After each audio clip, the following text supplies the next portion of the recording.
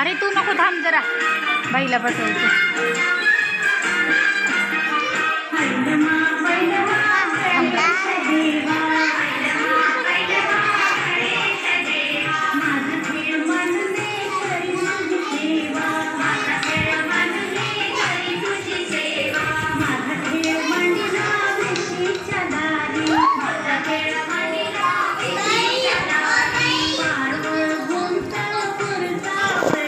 गप्ताना मॅडमला नाव सांगलं होतं.